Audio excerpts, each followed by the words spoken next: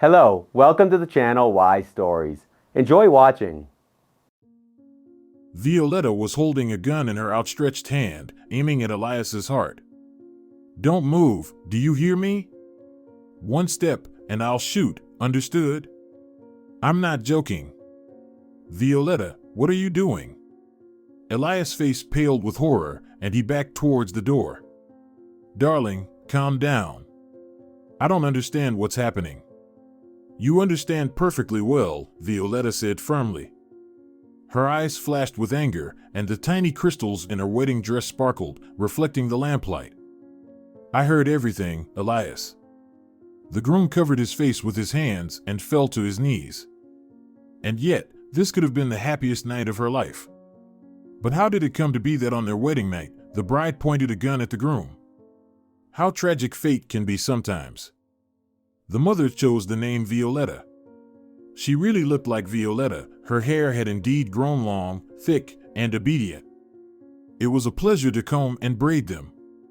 The braid became her favorite hairstyle, growing longer with each passing year. Even at the age when all the girls began to experiment with hairstyles, Violeta remained loyal to her braid. Once, a classmate, who was a rough and outspoken girl, grabbed Violeta's braid and said, "Where are my big scissors? It's time to get rid of this rustic mess." Violeta turned around and pushed the offender with all her might. The girl didn't expect she would resist, so she lost her balance and fell to the floor.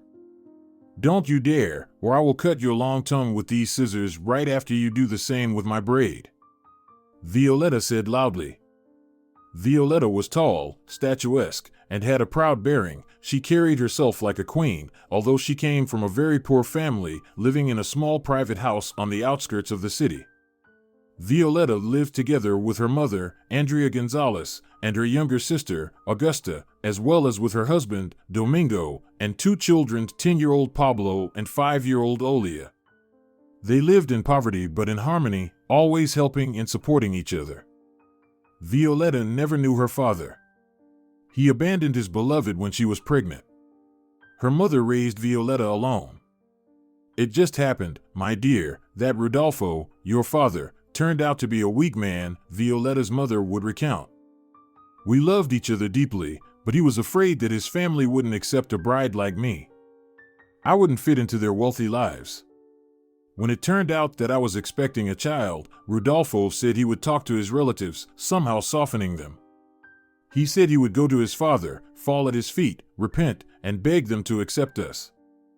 Rodolfo's family didn't live here, they resided in another city. He would come here for business. In short, when Rodolfo went home, he never returned. I have been waiting for him, but I never saw him again.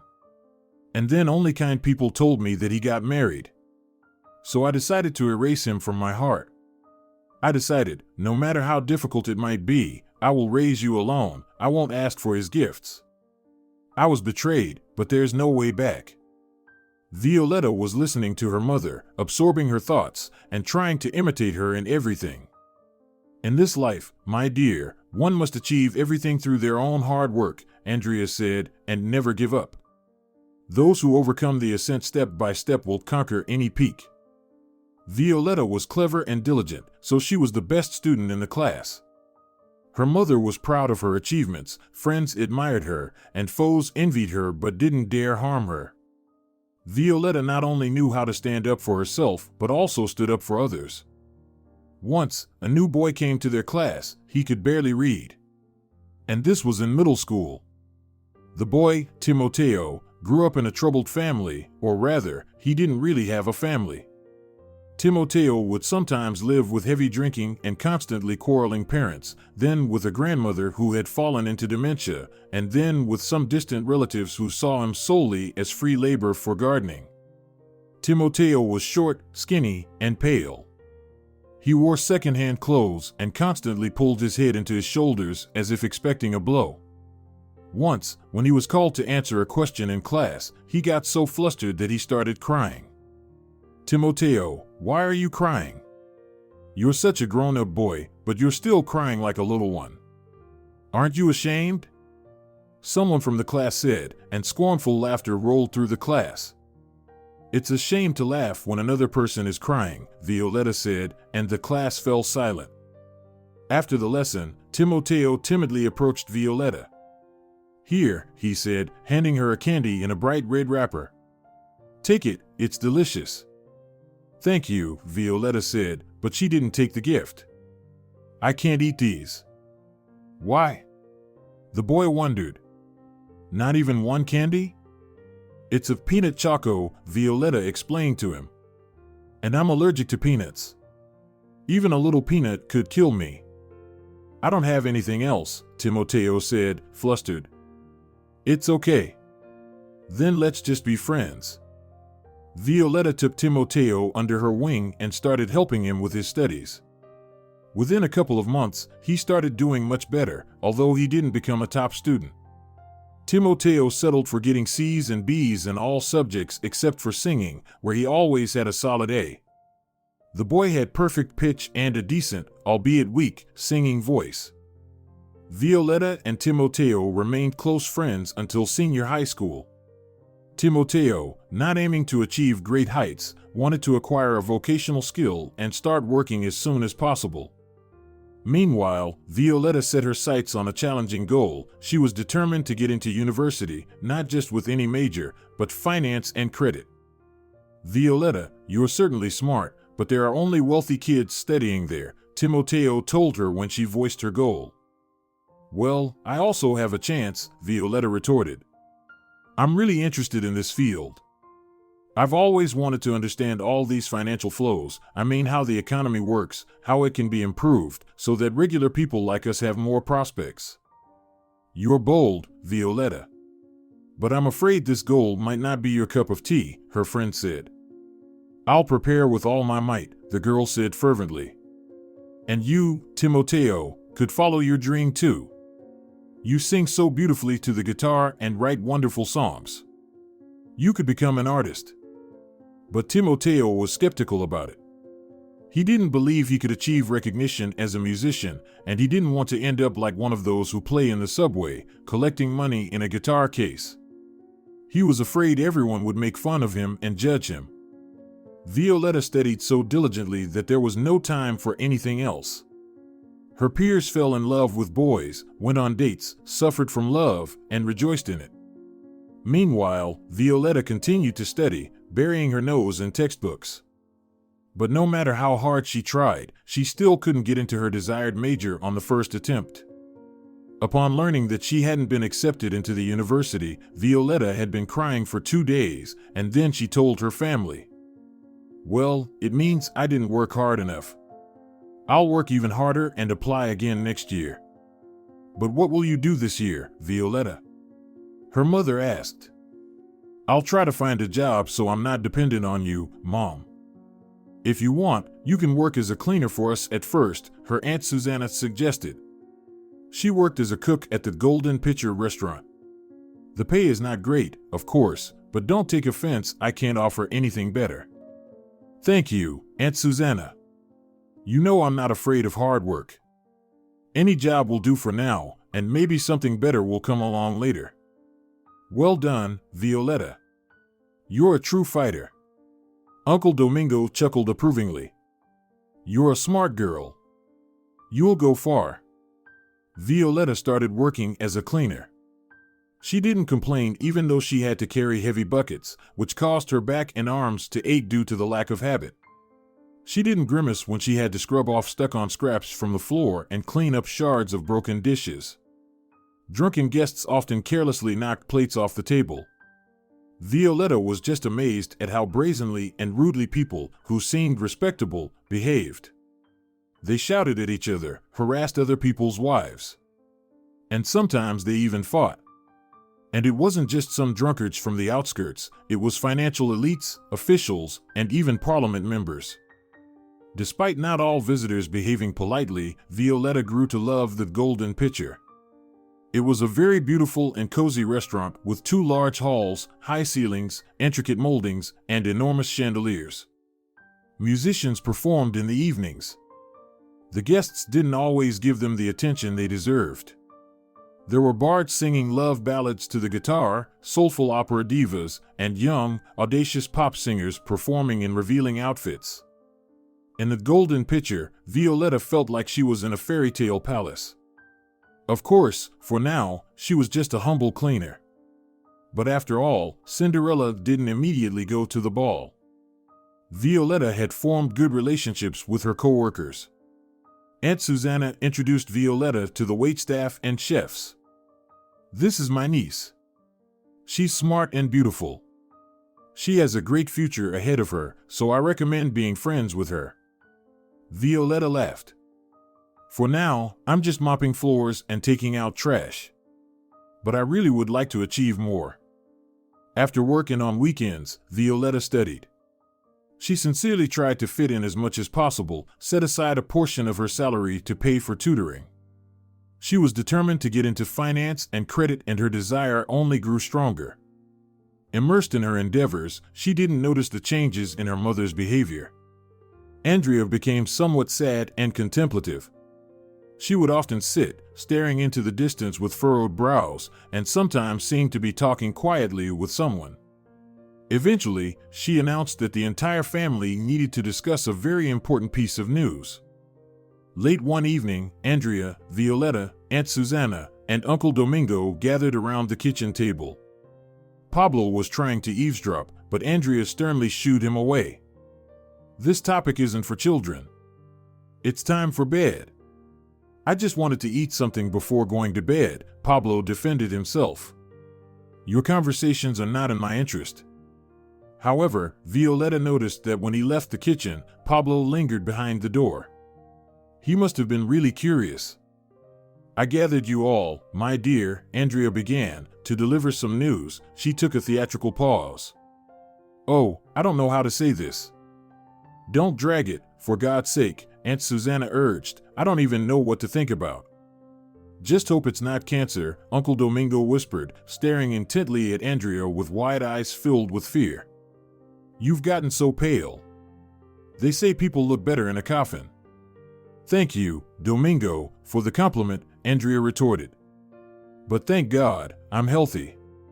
It's something else. Do you remember Rudolfo, Violeta's father?" "Sure, we do remember him. He was quite a fool," Uncle Domingo even cursed. "And what does he want from us now? Does he want to see his daughter? Well, let her decide whether to forgive such a father. You, Uncle Domingo, are more of a father to me than he ever was. And I don't want to know anything about him. Tell him that, Mom."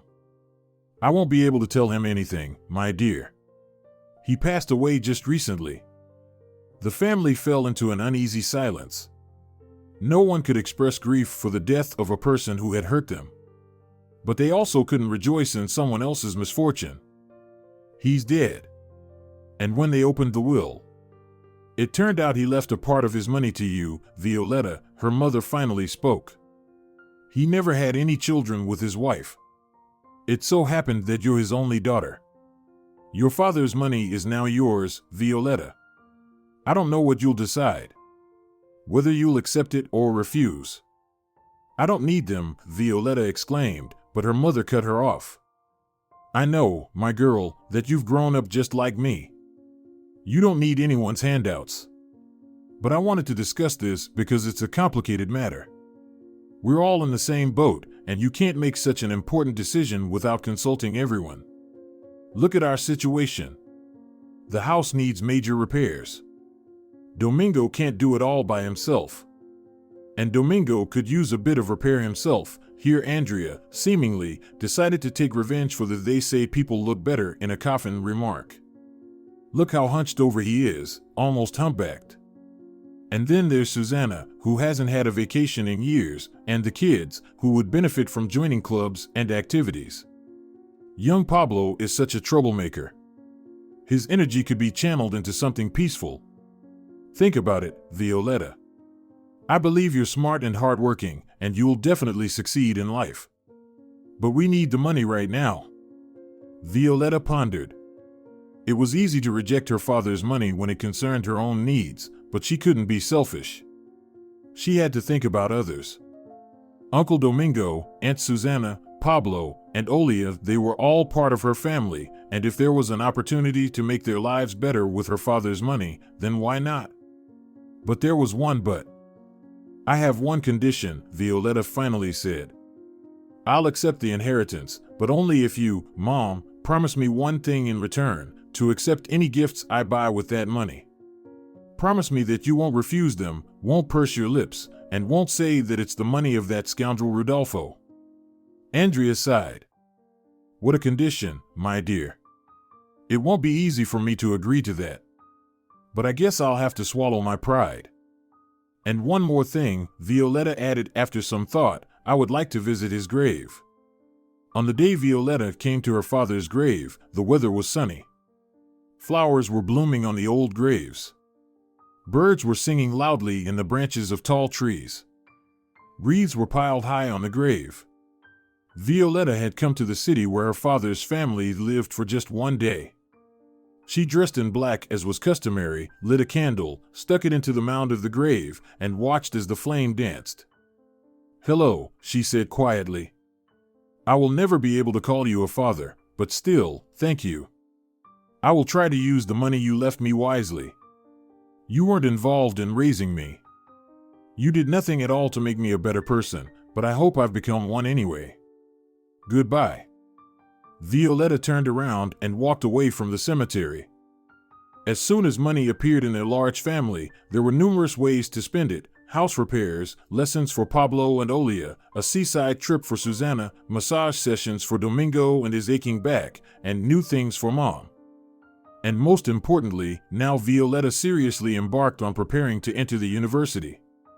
She hired good tutors, awaiting the entrance exams with the impatience of a young, energetic dog straining at the leash. Her efforts paid off. A year later, Violeta was admitted to the university in the coveted major of finance and credit. Timoteo, her friend who knew all the ups and downs of Violeta's life, was by then already working on a construction site. Now you, Violeta, will truly distance yourself from us, ordinary people, he said sadly. You won't be interested in listening if I start talking about my workdays. You're my friend, Timoteo, and you'll always remain one, Violeta replied. I even offered you assistance. You could have tried to pursue music professionally. Do you remember how our singing teacher praised you? She praised me only because I at least tried to sing, instead of yelling and walking on my head throughout the lesson like the other boys, Timoteo retorted. With my weak voice, they wouldn't even hire me as a conductor. Violeta just shook her head. Timoteo was so lacking in self-confidence. She valued her friend for his kindness and sensitivity, but couldn't understand his shyness and indecision. Just don't cut off your braid, he suddenly asked softly. As long as I see you as I remember you from my school years, I believe that you're my friend Violeta. That same girl who stood up for me in front of our classmates. Violeta hugged Timoteo and kissed him on the cheek. I will always be the same Violeta, I promise.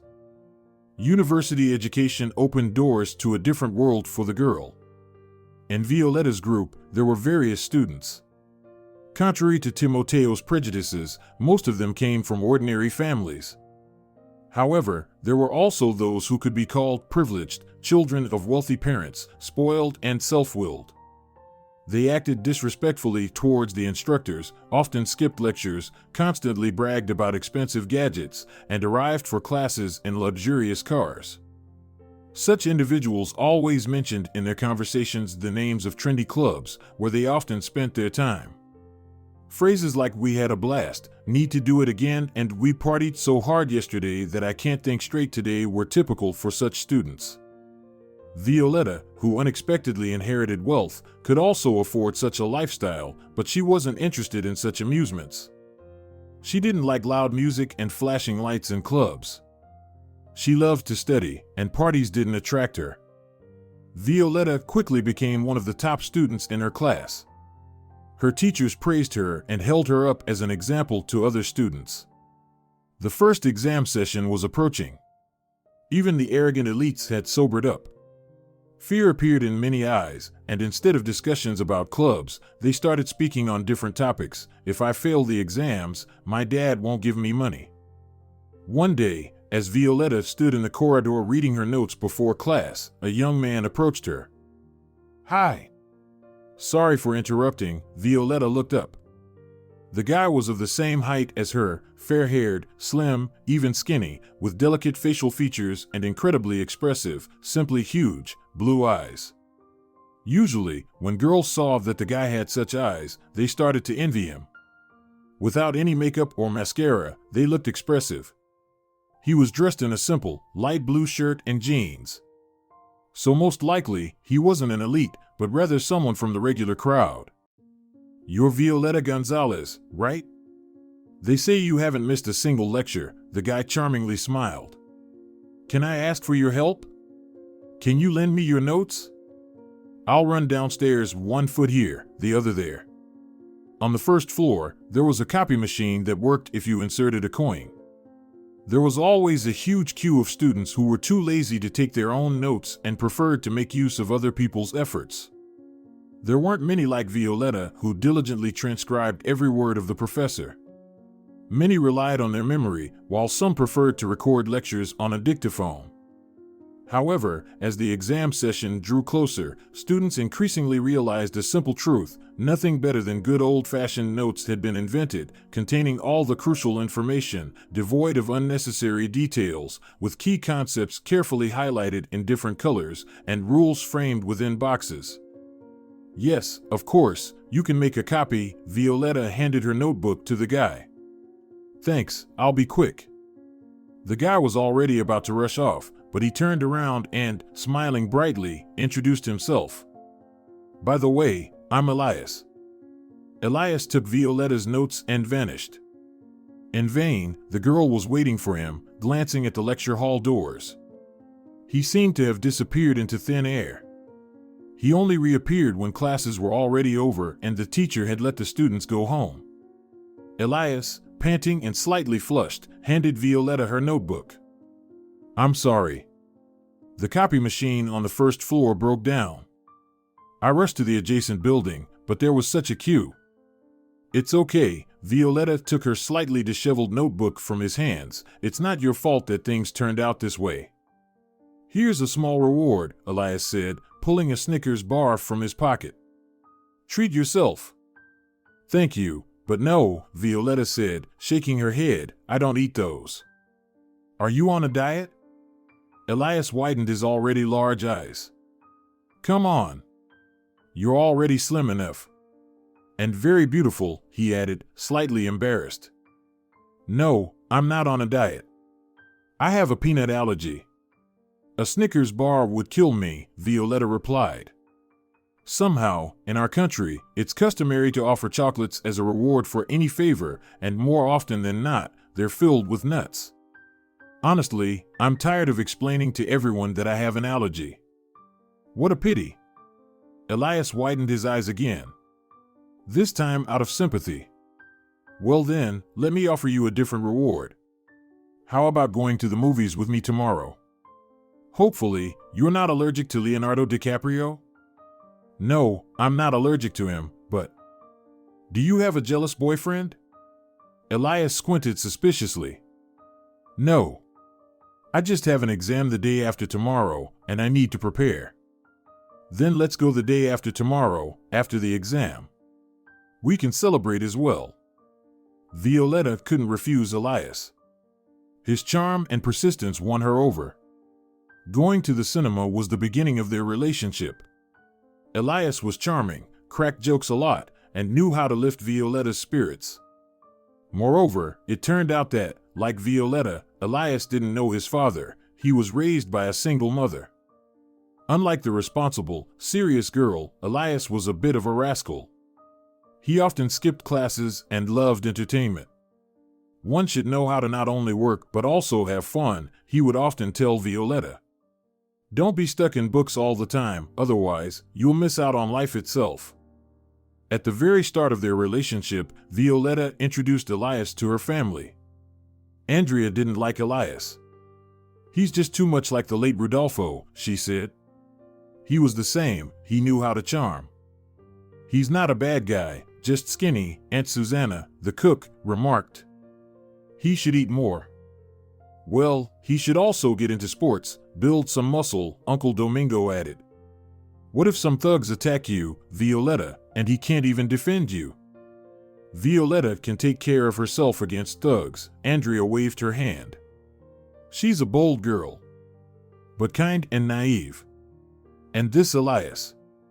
I hope they won't end up with the same story as mine with Rodolfo. That won't happen, Mom, Violeta said calmly. I've decided that Elias and I won't have intimacy until we're married, so that it doesn't turn into a use and leave situation. You're so wise, her mother said, shaking her head. Just be cautious. Outsmarting fate isn't easy. You may scare it out of the door, but it might sneak in through the window. If it's meant for someone to break your heart, no matter how hard you try, it will happen. Violeta also introduced Elias to Timoteo. Her friend also didn't like her boyfriend. He seemed so unserious. Always joking around, fidgeting. As if he wants to show off to everyone, look at me, I'm a star. He reminds me of a stage comedian. Well, unlike you, Elias isn't afraid to be the center of attention, Violeta teased her friend, you are a modest one. Well, if he's such a show-off, he should have tried auditioning for the acting department, Timoteo grumbled. Just know that I don't like him. Violeta shook her head. You're just jealous, but it's in vain. Although I love Elias, you're still my friend. And over time, you'll realize that Elias is a great guy and not your competitor at all. Elias introduced Violeta to his mother much later. What struck Violeta about this woman was how young she seemed. Only by closely observing Caterina Santos' face could one notice that she was far from 30 years old. She was a true beauty's tall, with wonderful flowing blonde hair, piercing turquoise eyes, and an authoritative manner. She carried herself like a queen, yet she showed favor to Violeta and immediately started calling her darling. Darling, I'll be honest with you, my son is quite a slacker, and I see it as your task to turn him into a decent member of society, she said, looking up to the sky. Violeta objected. Caterina, you're too harsh on your son. Elias is a good person, and all his shortcomings are just minor mistakes typical of youth. After their meeting, Elias whispered to Violeta. My mom really liked you. She said she believes that you'll guide me on the right path. Thanks to Violeta's efforts, Elias passed the summer session without any C's, which pleased him greatly. To celebrate this achievement, Elias suggested going to the sea, and Violeta agreed. This trip was a paradise for her, with a warm sea, delicious food, gentle sun, and most importantly, her beloved by her side.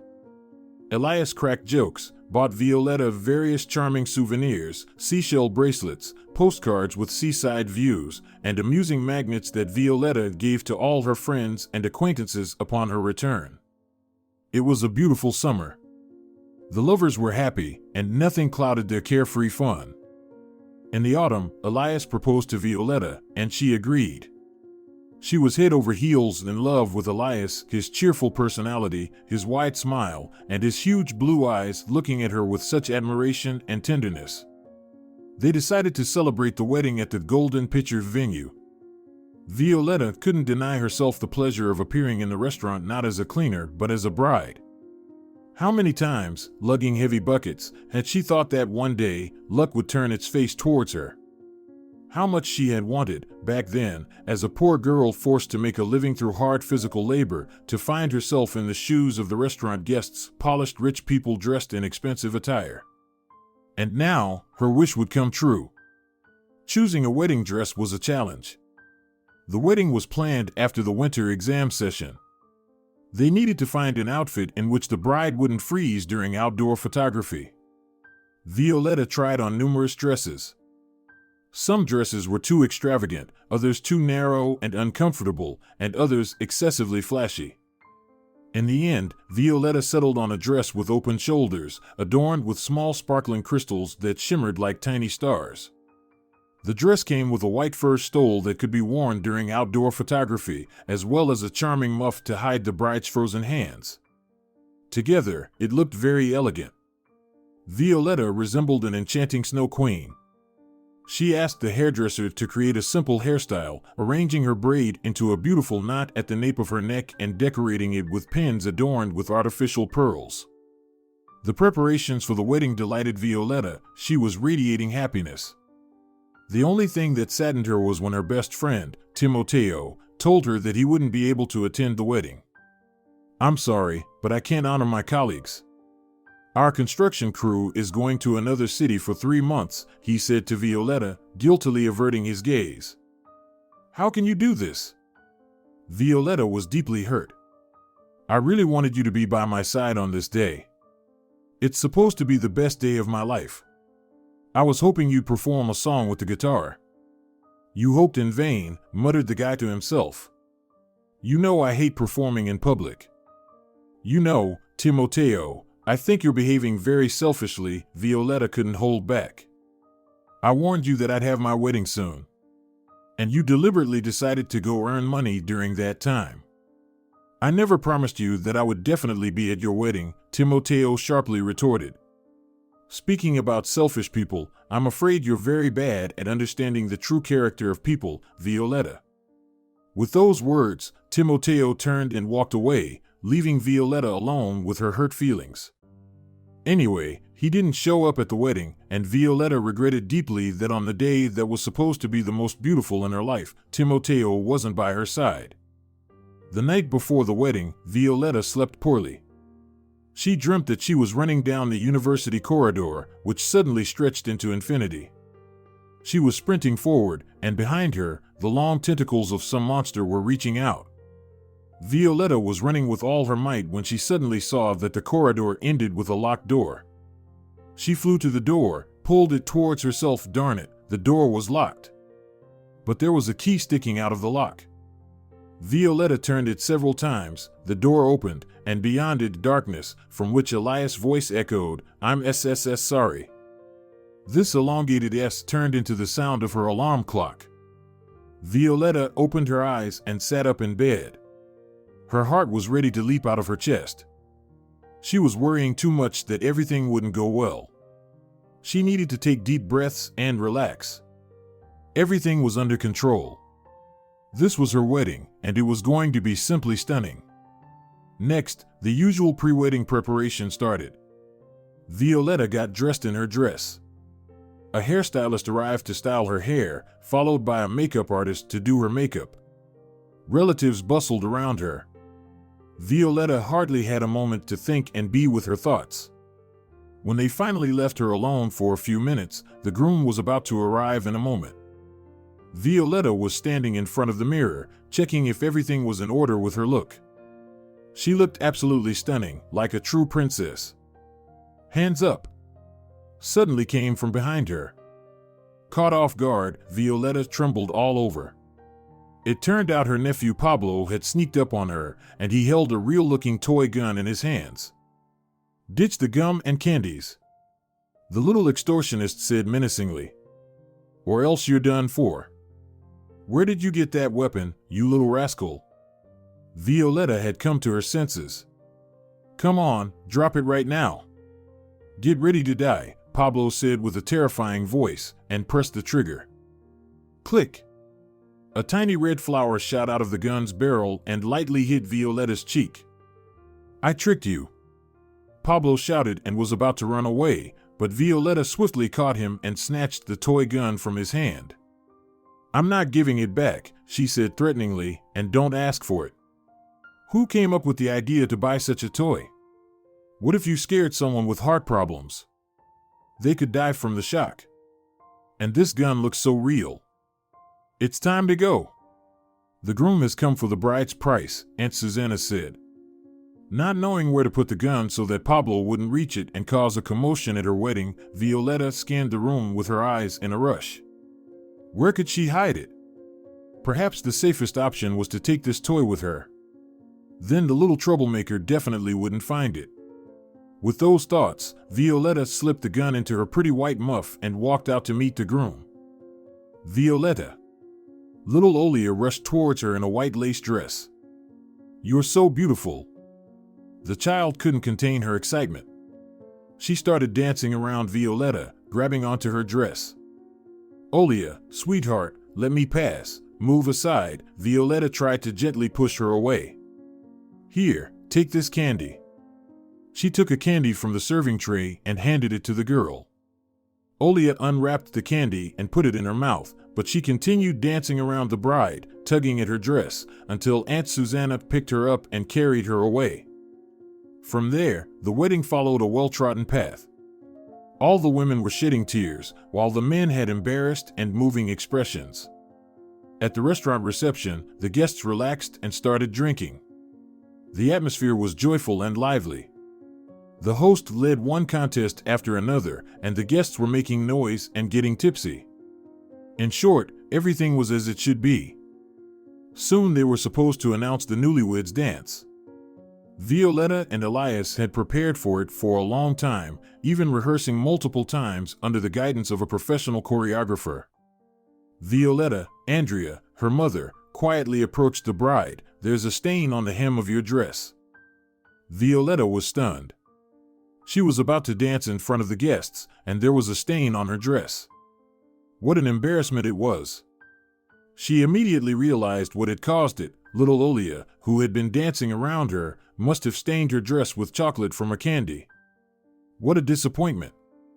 What should she do? She could try to remove the stain. "Mom," Violeta whispered, "if I happen to be late, tell the host to stall." She got up from the table and, trying not to draw attention to herself, headed to the women's restroom. However, there was a long line in front of it. There were so many guests at the wedding. Violeta couldn't wait for long. The announcement of the newlyweds' dance was scheduled for about 10 to 15 minutes. She was about to ask the other women to let her cut in line when she remembered, at the end of the corridor, opposite the service entrance, there was a little room where the janitor kept her mops and rags. There was also a sink in that room. Violeta could quietly remove the stain there without attracting everyone's attention. So that she headed there. The door to the room was never locked. Hardly anyone would think of stealing such treasures as a bunch of mops, buckets, and cleaning supplies. Closing the door behind her, Violeta sighed. Now she could deal with the stain on her dress. She gently lifted the hem, found the dirty spot, turned on the water, and started washing it out. Suddenly, footsteps were heard behind the door. Someone was definitely there, and judging by the sound of footsteps, there were two people. The click of heels suggested that one of them was a woman. Who would need to go to this dark corner? Only those who wanted to discuss some dirty secret in private, away from the other guests. Violeta involuntarily held her breath and listened. She wasn't in the habit of eavesdropping on others, but this time something seemed to have caught her attention to the voices outside. "Everything's ready," she recognized the cold and steady voice of Katerina, her newly acquired mother-in-law. "The pastries will be on the table in your room." "Mom, are you sure we should do it this way?" It was Elias' voice, her husband from just a few hours ago. "Stop whining. I've thought it through. You won't raise suspicion. Trust me." Katerina brushed her son off as if swatting away a pesky fly. "They'll think the hotel staff made a mistake. Or we'll shift the blame onto the pastry chef and sue him for negligence. We'll get compensation for emotional distress." "And you're sure this will work?" "Of course. She herself said she has an allergy. I ground up that darn peanut into powder and added it to the dough. You can't even taste it. But for those who have an allergy, the amount in the pastries is more than enough. What if she doesn't die right away?" Elias asked this question so quietly that Violeta could barely make out the words. "What if she suffers for a few hours? You have the whole night ahead of you. Even if she moans or screams, who would think she's screaming from pain and not from passion? If she suffers for a long time, don't look at her. Open YouTube on your phone. Then, when it's all over, you can start shouting, 'Call the police.' Just don't forget what to say. You partied at the wedding, went to the room, and collapsed on the bed. You've been sleeping like the dead and didn't see or hear anything. You ordered the pastries for the room, but you warned that the bride is allergic to peanuts. So you have no idea why the bride passed away. And add some playing tears, hand-wringing, screams that you can't live without her. You can even try to jump out the window for extra persuasiveness, just don't overdo it, or you might actually hurt yourself. Mom, I think it's still too cruel, Elias hesitated. For heaven's sake, don't be such a pushover. We've discussed this 1,000 times. Violeta is not someone who would let you just reach into her pocket. She's a smart girl, and we need money. Think about Paulina. Yeah, Mom, you're right. Let's go. Violeta is in the restroom now. She won't be back soon. There's a kilometer-long line. But still, it's better for us to go back to the dining hall, or they might ask where I've been wandering. Violeta was standing frozen with fear and disbelief. She couldn't believe what she had heard. Could Elias and Katerina really be plotting to cold-bloodedly end her life? And all for the sake of money? Violeta wanted to scream, cry, and shatter everything around her. She wanted to grab Elias by the throat, scratch his face. How could he? She loved him so much. But she couldn't cry. It would smudge her wedding makeup. Violeta wasn't the type to let others walk all over her. She had to be brave and not lose face in front of the public. Pulling herself together, she managed to remove the stain and leave the janitor's closet. The fact that I used to work as a janitor in this restaurant and know where everything is kept essentially saved my life, she thought. A tough ordeal lay ahead of her, but she decided to face it with honor. Here comes the bride, the host exclaimed cheerfully. Finally, we lost you. So it's time for the newlyweds dance. Elias approached Violeta. She gazed into his face. No, if she hadn't overheard that conversation, she would have never guessed he wanted to kill her. He had such amazing, huge, innocent blue eyes. He embraced her, and the couple swirled into a waltz. Everything went off without a hitch. The guests wiped their teary eyes and whispered, "Such a beautiful couple." Even Andrea looked at Elias with warmth. She had stopped suspecting him of wanting to mess with Violeta and leave her, as Rodolfo once did. Aunt Susanna and Uncle Domingo themselves twirled in the waltz. They were a clumsier pair than the newlyweds, so they accidentally bumped into one of the tables, causing plates and glasses to fall to the floor. "It's for good," the guest said, laughing. Violeta laughed along with everyone, although her heart felt heavy. All evening, she had been pondering what to do, how to act. At first, she thought of simply not eating the pastries she would find in the room. She could say that she had eaten so much at the festive dinner that she couldn't fit even a crumb. Or pretend to accidentally drop the plate of pastries on the floor. But the more she thought about what was happening, the more she looked at Elias and his mother, Katerina, the stronger she wanted to unravel this Gordian knot. To show these people that she knew about their criminal plan and wasn't going to become their victim. By the evening, Violeta was completely drained. They entered the hotel room, reserved for their first night, already past midnight.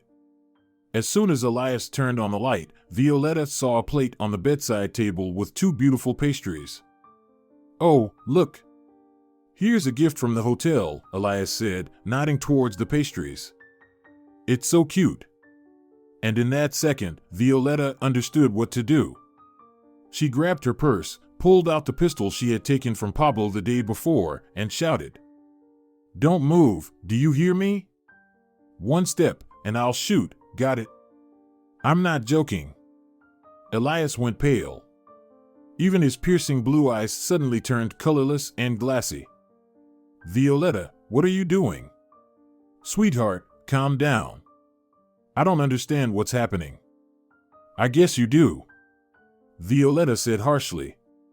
Her eyes gleamed with anger, and the tiny crystals sewn onto her wedding dress sparkled, reflecting the lamp's light. "I heard everything, Elias."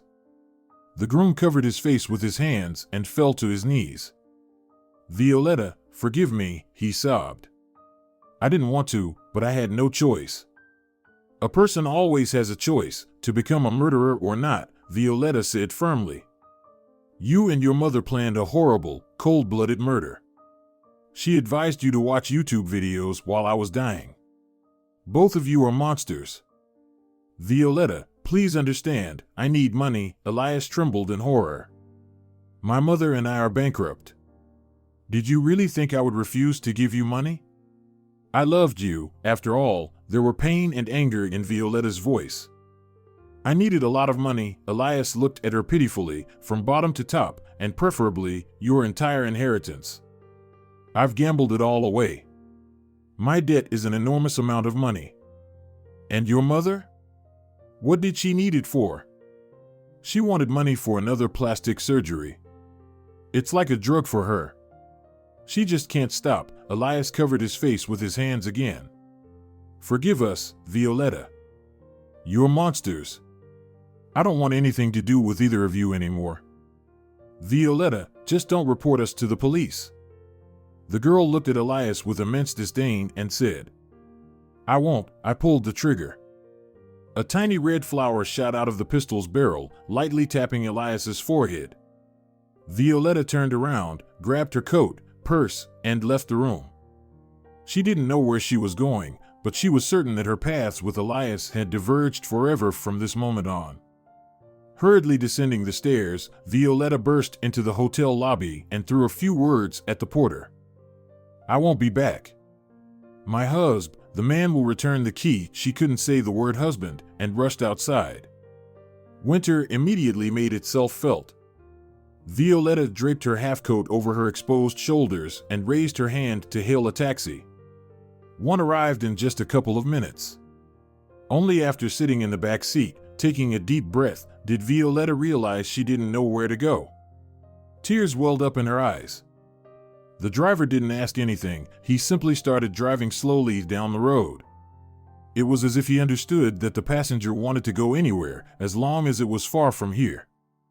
Violeta was crying and couldn't stop. She couldn't see anything as tears blurred her gaze. She was trembling, and her heart felt like it was leaping out of her chest. She couldn't utter a word. She was having a true breakdown. All the tension that had built up in her throughout the day, this awfully long day, burst free in an endless stream of tears.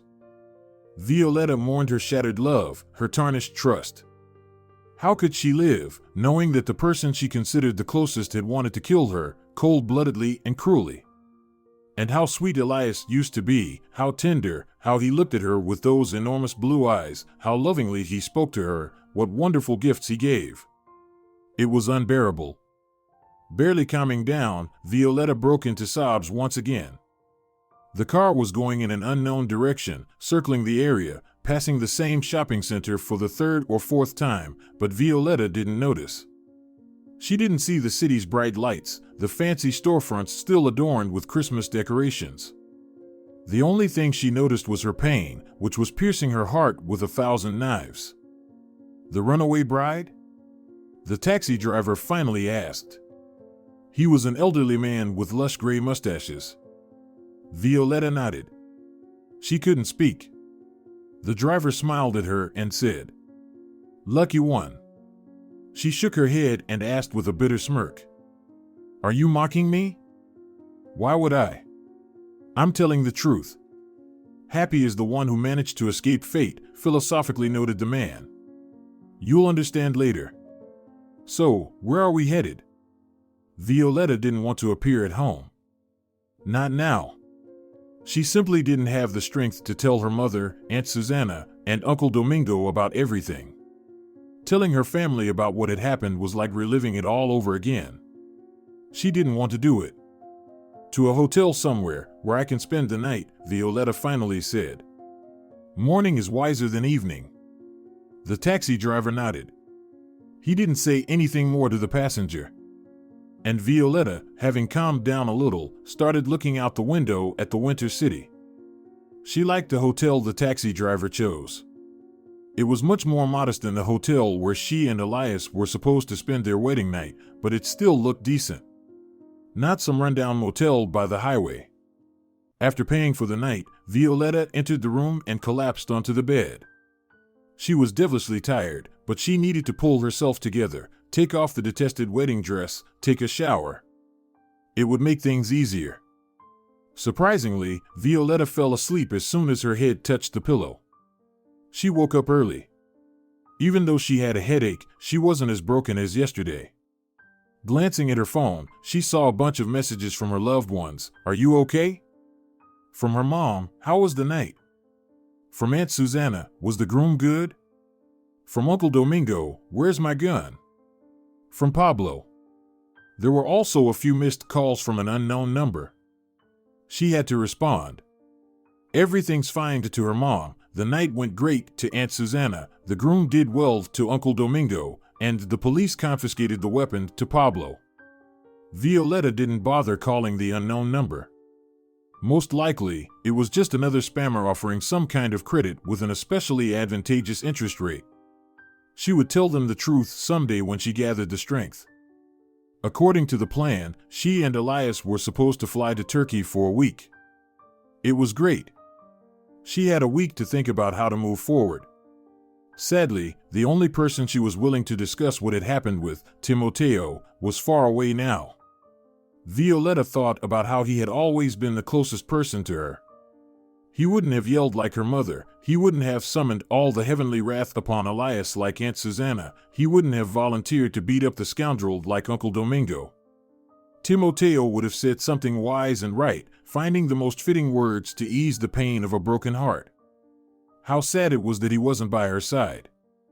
Violeta realized that she didn't want to see that hateful wedding dress.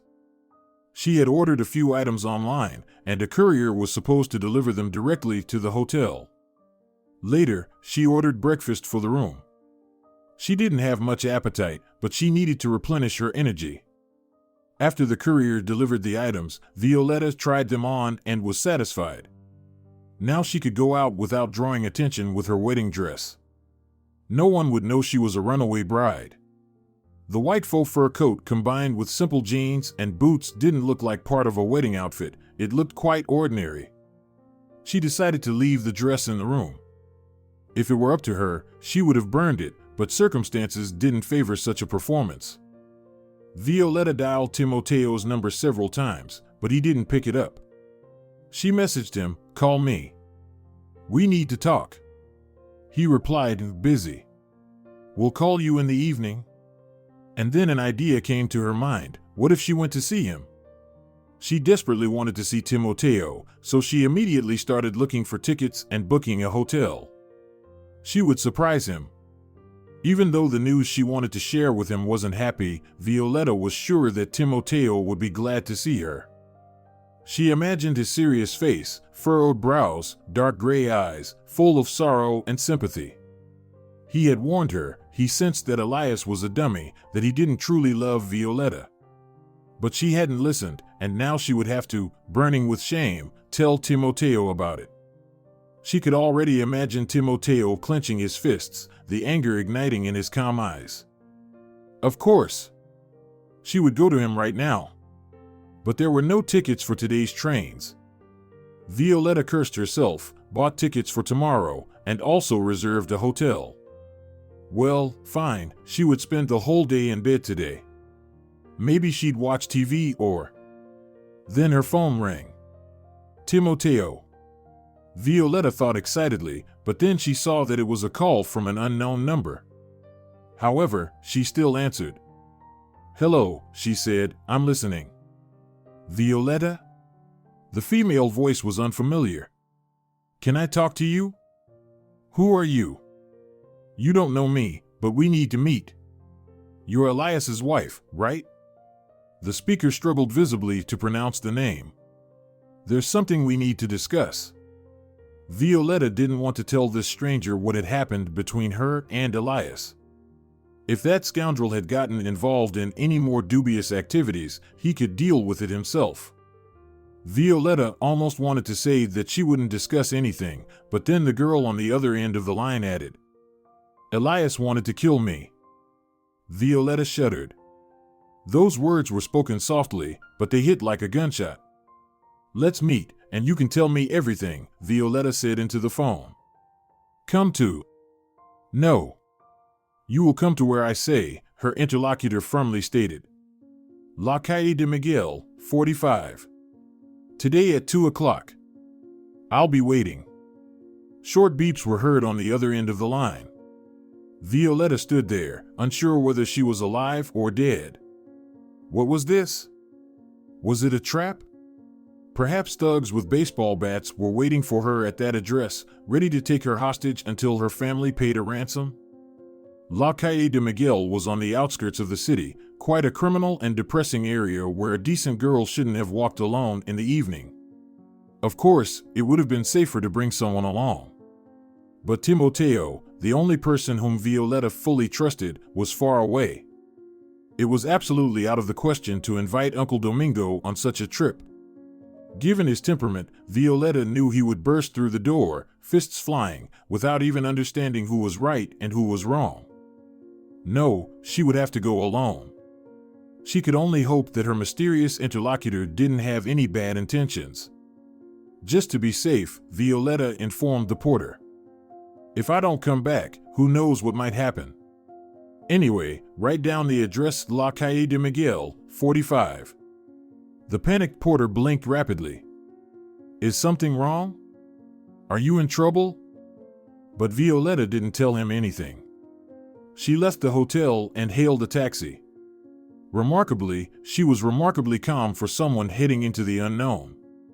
Perhaps yesterday had drained every last drop of emotion from her. She couldn't fear or worry anymore and remained eerily calm, even as the car entered a rather unwelcoming neighborhood with gray 9-story buildings.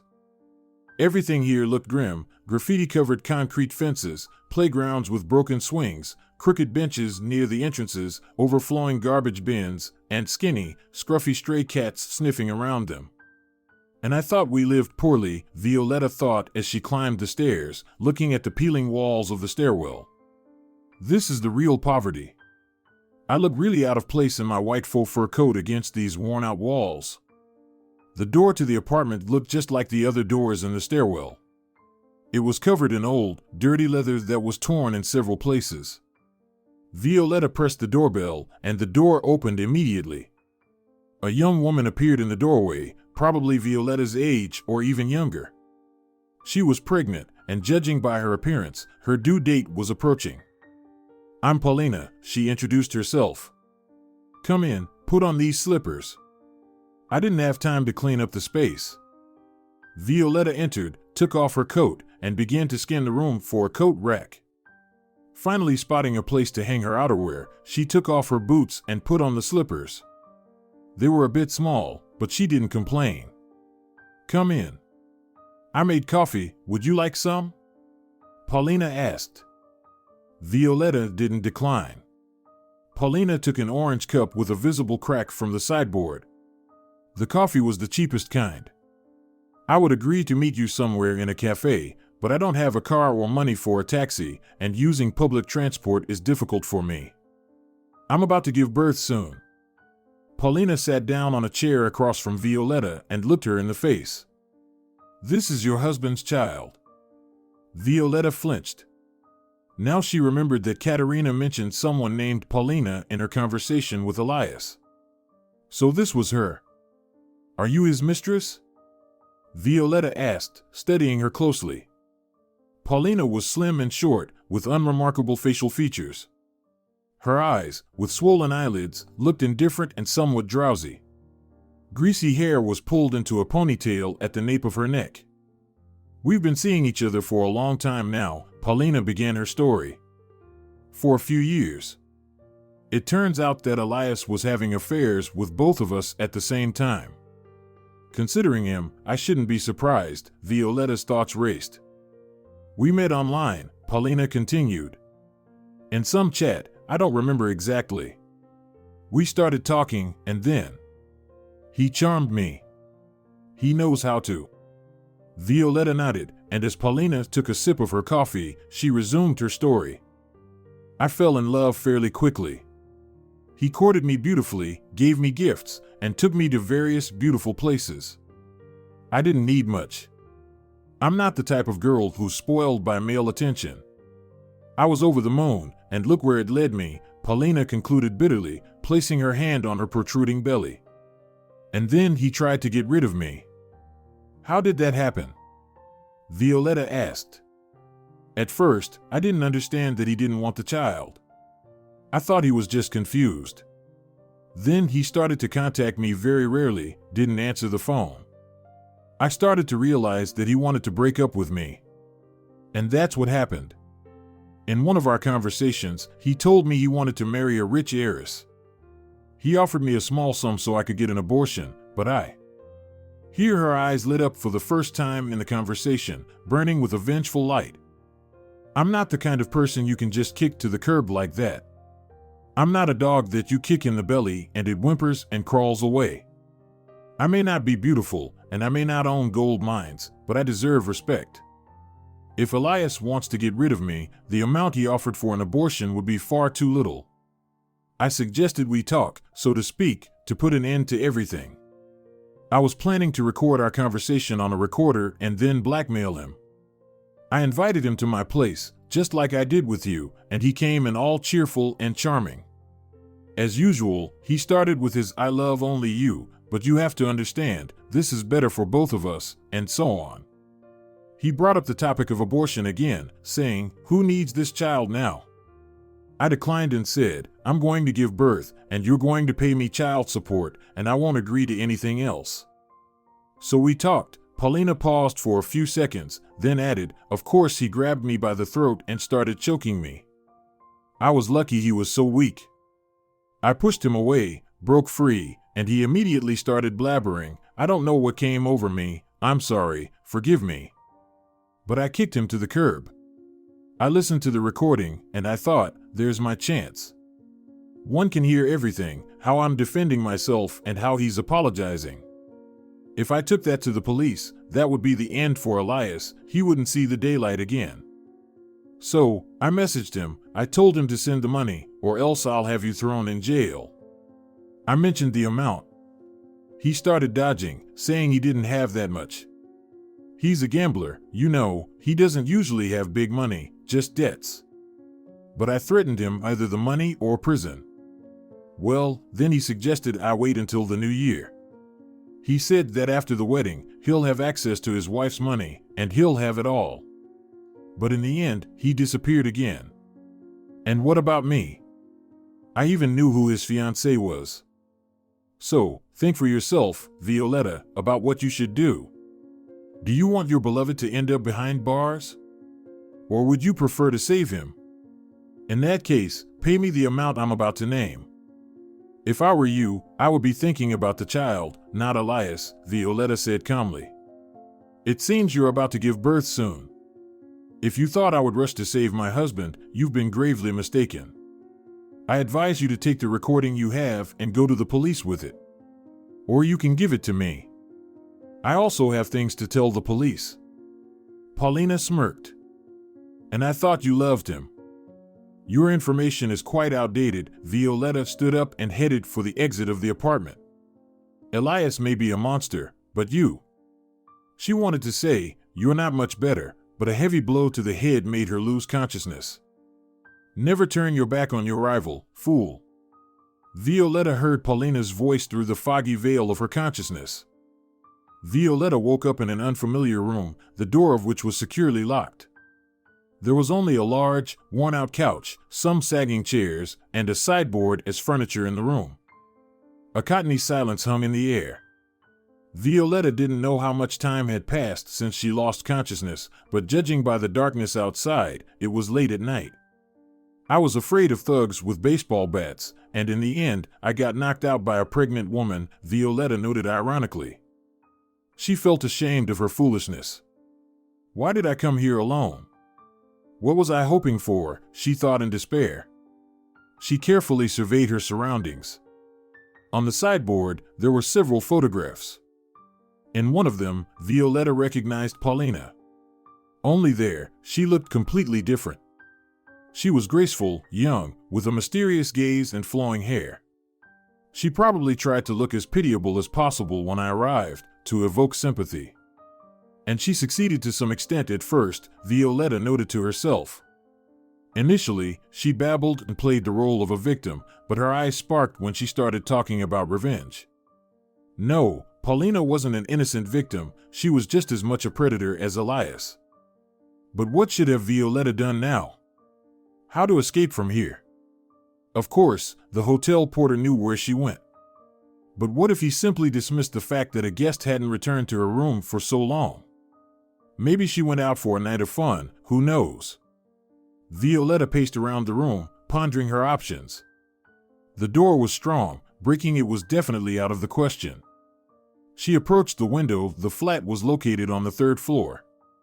Of course, she had seen plenty of movies where characters descended using bedsheets. But she doubted she could do it herself. It was frightening. "Hey, you there!" A voice from behind the door, Paulina's voice, called out. She switched to a coarse manner. "Have you been scared enough, or do you want more?" Violeta decided not to respond. As long as Paulina didn't say anything specific, she needed some time. "Listen, rich bride." Paulina continued her speech. "I don't really need that much from you. Just your money and Elias. Take Elias right now, if you want." Violeta yelled out in her excitement. "He also tried to kill me." Wow. Paulina couldn't hide her surprise mixed with admiration. "Yes, he knew everything about me, including the fact that I'm allergic to peanuts. He wanted to make it an accident." "No way." Paulina let out a whistle. "He's growing more daring by the day. He nearly strangled me so easily, and here he had a whole plan. His mother came up with it, not him. He wouldn't have come up with such a plan on his own," Violeta reasoned. "Katerina? I respect women like her," Paulina started to ramble. "She is bold, strong, and always gets what she wants. I'd like to become like her over time. Maybe I'll manage it. You see, you're locked up here. Although, honestly, I thought you'd try to bargain with me. But you probably really don't love Elias at all. How can I love him when he almost sent me to the afterlife?" Violeta protested. "I don't want to see him after that." "Well, he nearly choked me too," Paulina said calmly, "so what? My father beat up my mother her whole life. But that's not important." "And what is?" Violeta was taken aback. "What's important?" "Love," Paulina declared firmly. "I love him, and I won't give him up to anyone, no matter what. Elias and I are the perfect couple, like Bonnie and Clyde. If he wanted to shoot up the whole world, I'd stand by his side and hand him the bullets. She's just crazy." Violeta realized with horror. She's obsessed with this damn Elias. But that doesn't make it any easier for me, just worse. Who knows what crazy thoughts are going on in her head and what she's capable of? What if she decides to get rid of me? Physically eliminate me? How do you even communicate with a crazy person gently or firmly? Should I threaten or appease her? "Let me go," Violeta pleaded. "I'll give you as much money as you want." "Money is nice, of course, but there's a problem here," Paulina replied. "What if you go to the police after I free you?" "No, of course not," Violeta said convincingly. "I won't tell anyone." "I don't believe you," Paulina smirked. "You'll say anything now just to leave me. But why would I need to extort money from you if my plan is entirely different?" "What is the plan?" Violeta's heart froze. She suspected that ordinary extortion wasn't the main goal of the criminal. Paulina had a different goal from the very beginning. "Don't you have a clue?" Paulina taunted. "Put two and two together. Firstly, I'm madly in love with Elias and I want to be with him at any cost. But Elias loves something much more than me. No, not you, but your money. What do I need to do to make Elias come to me?" "Right. Make your money his money." "No." "Listen," Violeta began, her voice trembling with horror. "Trust me, even if you kill me and Elias gets my wealth, he still won't marry you. He doesn't love you." "What do you know about love?" Paulina suddenly shouted. You understand nothing about it. You're worthless. And Elias loves me, he does. You should have seen how he cried and begged for forgiveness. He was at my feet, begging. If it weren't for his debts, he would only be with me. He would carry me in his hands. He was on his knees in front of me too, Violeta began, but Paulina continued as if she hadn't heard her.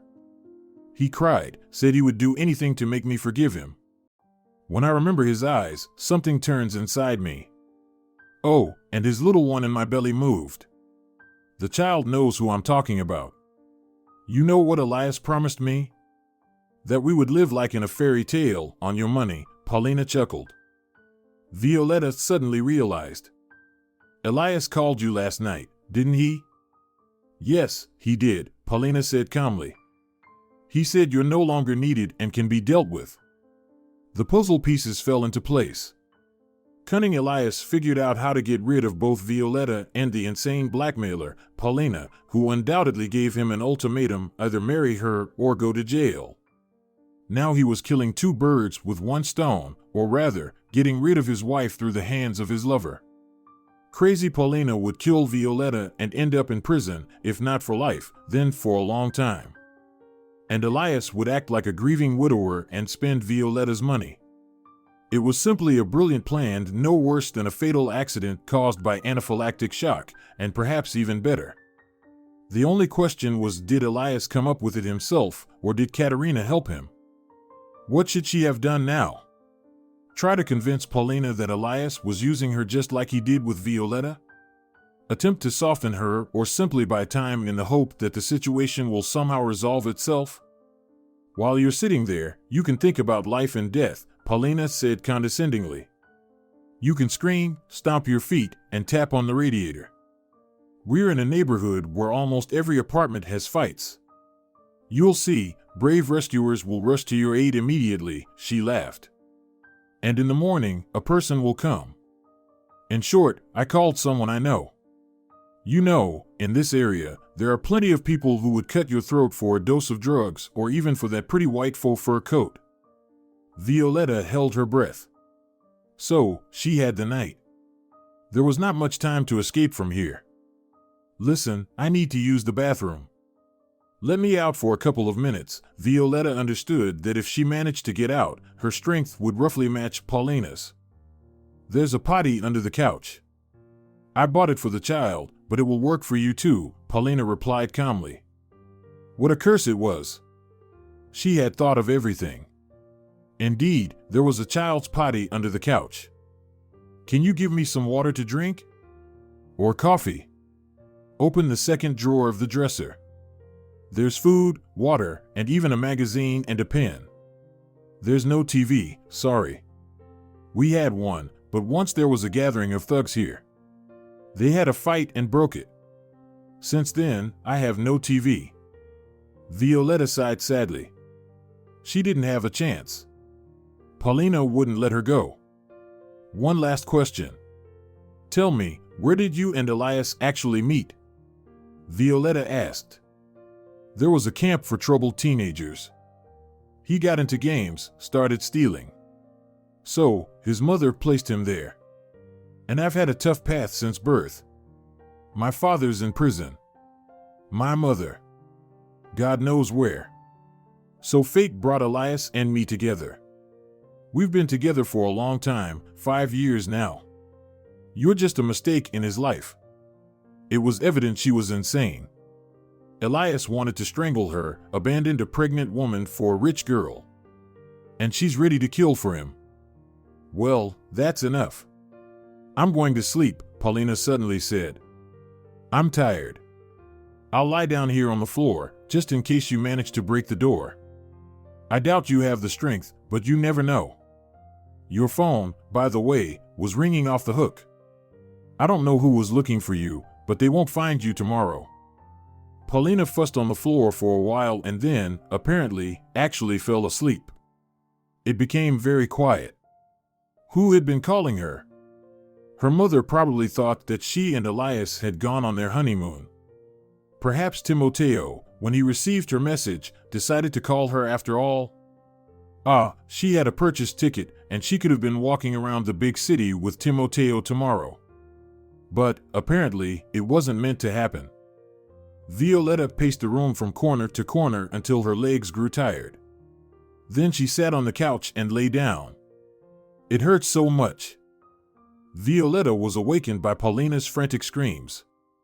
"What's wrong?" "I think my water broke." "Call an ambulance." Yes, I'm calling." "It hurts." "Doctor, help. I'm giving birth." La Calle de Miguel, 45. What a turn of events. Violeta held her breath. Now she definitely had a chance to escape. However, it was unknown how long it would take for the ambulance to arrive in this hole. There was a chance that Paulina might give birth on her own during that time. Behind the door, Paulina was crying out in pain repeatedly. "Let me out!" Violeta screamed. "I'll help you. Let me out." But Paulina seemed to have stopped hearing anyone except her own body. She wasn't reacting to Violeta's cries, she was desperately trying to break down the locked door.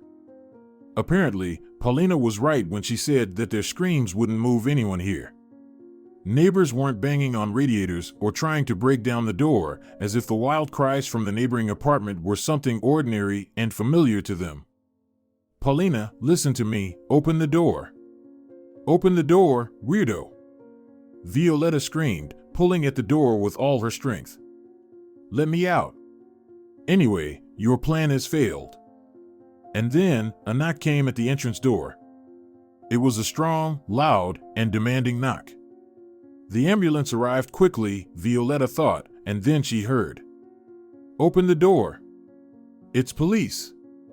It was a familiar voice. God, could it be him? How did he find her? "Open up right now, or we'll break the door down." Another voice, equally familiar. "I'll count to 3, 1, 2. There was a crash in the corridor, then Paulina's piercing, heart-rending scream, followed by a stern question. "Where is she? Where's Violeta? Don't touch her. She's in labor." Violeta yelled. "I'm here." The door to the room swung open. Timoteo stood in the doorway.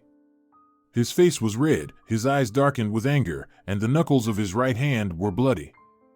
Violeta clung to his neck. "You saved me. You saved me. What the hell is happening here? Who is this woman, and why is she screaming as if she's in labor?" Uncle Domingo looked into the room.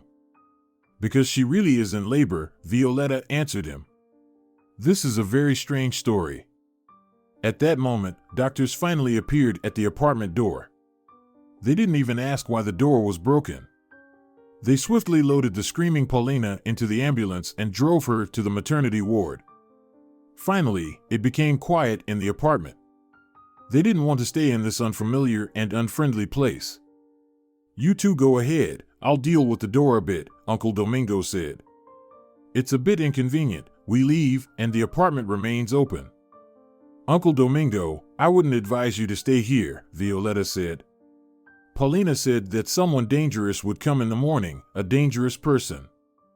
"Well, when they come, they'll leave," the man said calmly. "We broke the door, so we'll put it back." Violeta and Timoteo exited the building. Violeta was staggering from fatigue and the shock she had experienced. She felt like she was in an absurd movie that just wouldn't end. "I missed you so much," she told Timoteo. "Forgive me for everything. I was wrong. I didn't appreciate your love and loyalty." Timoteo silently held her close. "I believed Elias, his false words, his looks of complete adoration. I didn't listen to you or Mom, even though you both warned me that something was off about Elias. I lived in my sweet illusions. And only when he tried to kill me did I understand everything." Timoteo gently stroked Violeta's head. "I was so foolish to come here all alone. I thought I'd just talk to that woman. I thought she might send Elias to jail, but she turned out to be in love with him. Can you imagine? She turned out to be crazy and wanted to kill me. Why does everyone want to kill me? I haven't done anything wrong to anyone. It's all about the money, Violeta. It's all about them. Timoteo spoke to Violeta as if she were a little child, and she just couldn't calm down. These cursed money. I'll give it all away tomorrow, donate every last penny to charity. I'll earn my own living. I'll manage. I'll go back to cleaning floors at the Golden Pitcher. Well, that might be unnecessary, Timoteo smiled. As for earning, it's a good idea, I like it. Listen, how did you find me? Violeta asked, feeling slightly calmer. I saw your message and realized that something bad had happened.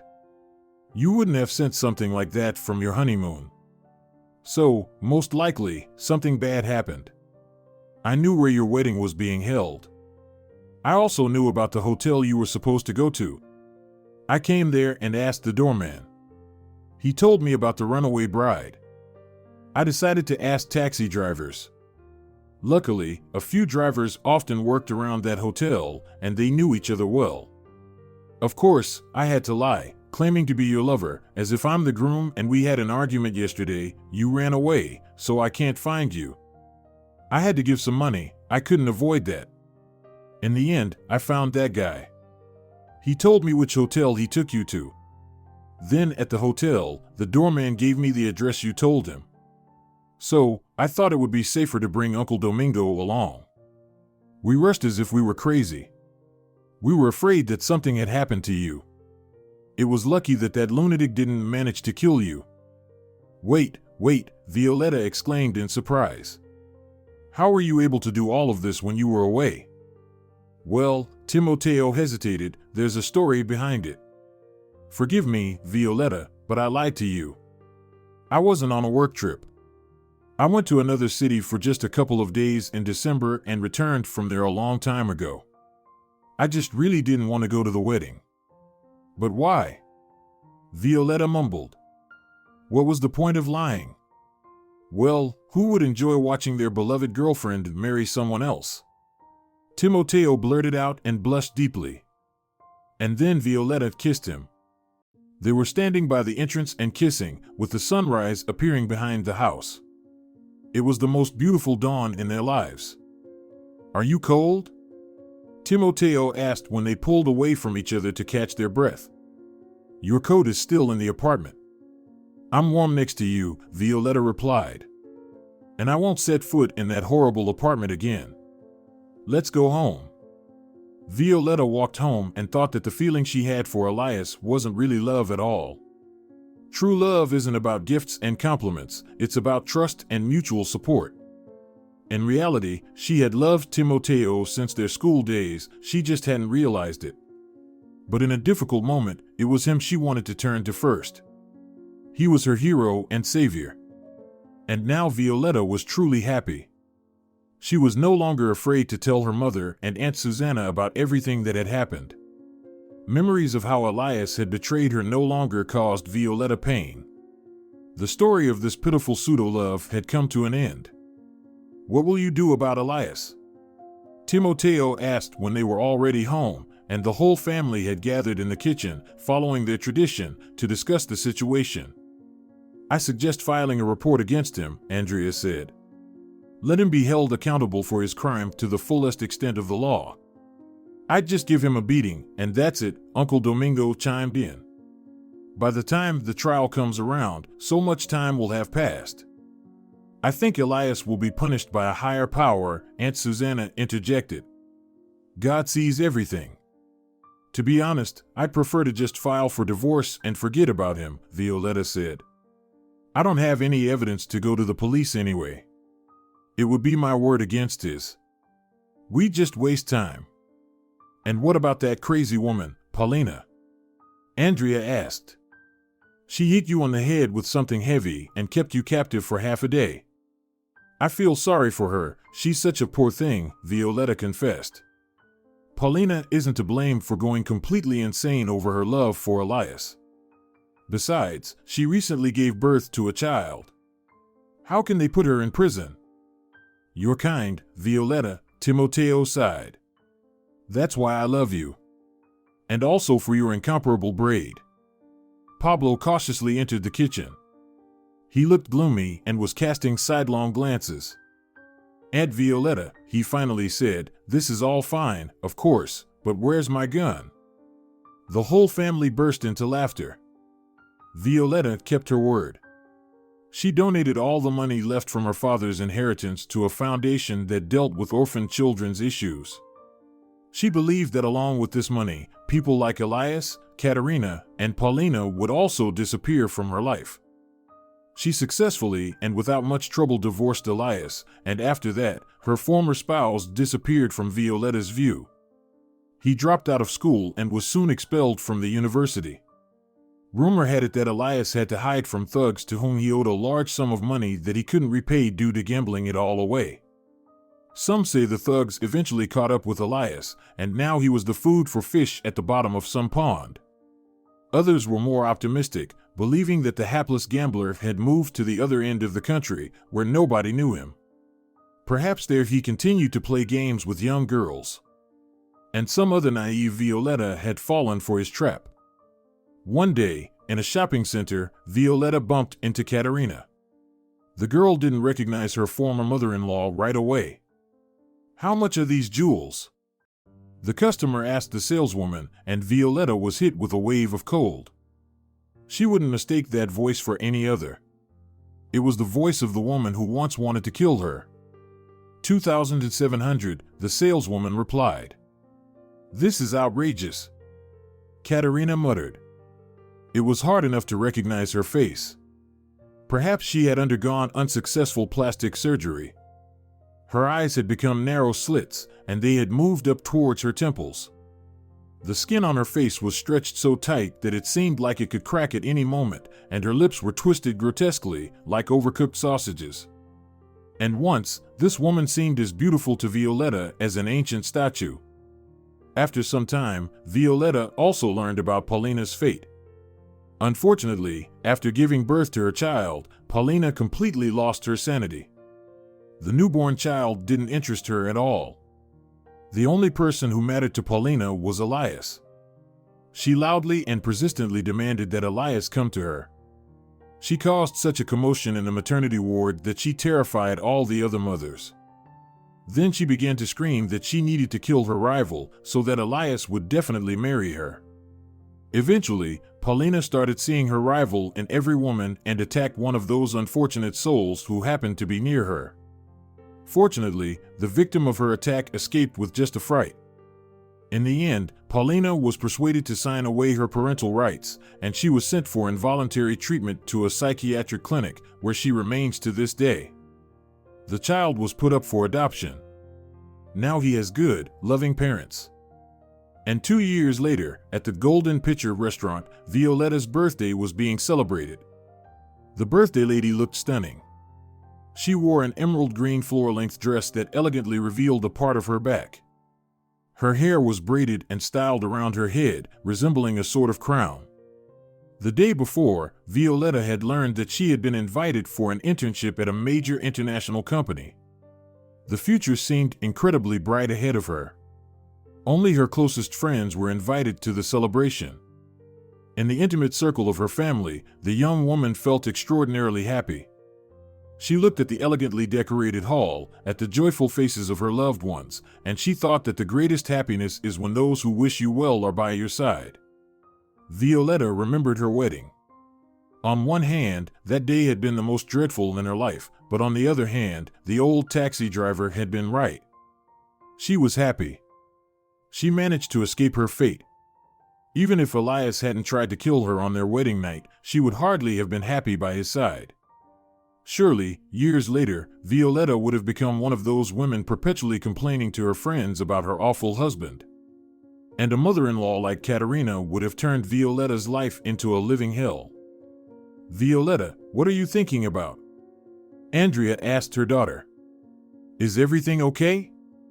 "Yes, Mom," Violeta replied. "Everything's perfectly fine. I'm just so glad you're here with me. Thank you for everything. Without your support, I wouldn't have achieved anything in life. The father I never knew left me a massive inheritance. But what did those riches bring me? They nearly cost me my life. Your father wanted to make amends with you, Violeta's mother replied. But he should have done that while he was alive. Money can't fill the hole in your heart that remains after being betrayed by a loved one. What are you whispering about over there? Aunt Susanna asked. I bet you're discussing how I look like a cow in this dress. No, they're just jealous of you, Uncle Domingo said, hugging his wife. You look good in any outfit. Thank you, dear, Aunt Susanna said, pecking her husband's cheek. Why don't you go check on what the kids are up to? I don't see Pablo anywhere. Pablo, once a troublemaker, had long transformed into one of those teenagers you can't tear away from a computer or phone. He had hidden behind the adults and was engrossed in playing some mobile game, periodically exclaiming things like, "Take that! Got you! What, have you eaten it?" His little sister, Elias, dressed in a luxurious ball gown, was running around the hall, twirling and shouting, "I'm a princess! Hooray! I'm a princess like Aunt Violeta." Everyone was happy and making noise when the master of ceremonies took the stage and announced, "Good evening, ladies and gentlemen. I ask for a moment of your attention. Tonight, you will witness a debut performance. This is a bard who will perform a song of his own composition. He's quite nervous, so please show your support." The audience applauded in unison. Timoteo stepped onto the stage. He held a guitar in his hands. He was sitting on a specially prepared stool, adjusted the microphone, and began. I've always been afraid of the stage, of being in the spotlight. It scared me so much that I was ready to hide anywhere, even under the baseboard like a cockroach, just so no one would pay attention to me. Violeta, my best friend, constantly tried to persuade me to be braver, not to be afraid to perform. But her words didn't hit home until, he sighed, until one day I realized a simple truth: if you keep hiding behind the baseboard all the time, the girl you love will end up with someone else. You mustn't be afraid to stand out and step onto the stage of life. I learned this important lesson from someone to whom I want to dedicate this song. Violeta, this song is for you. Timoteo started singing. His voice was soft, but very pleasant. Every word of his simple yet heartfelt song was filled with so much love that all the guests couldn't help but be moved. Even Pablo was momentarily distracted from his mobile game. After Timoteo finished singing, the hall erupted in applause. But the most significant reward for Timoteo that day was Violeta's shining eyes. She looked at him with love and admiration, just as a woman looks at a hero who has accomplished a feat for her. When they were alone, Timoteo said, "Violeta, I know I can't catch up to you. A successful career is predicted for you, and I'll probably achieve no more than performing for the golden pictured guests. I'm just a simple guy who can never shower you with gold. But I love you, and you know that. That's why I've gathered the courage to ask you to be my wife." He took a small box from his pocket, with a modest yet elegant ring. "Timoteo." Violeta threw her arms around his neck. "I've been waiting for this. You've finally made up your mind." "Of course, I agree." If you're enjoying it as well, leave a like and subscribe to the channel.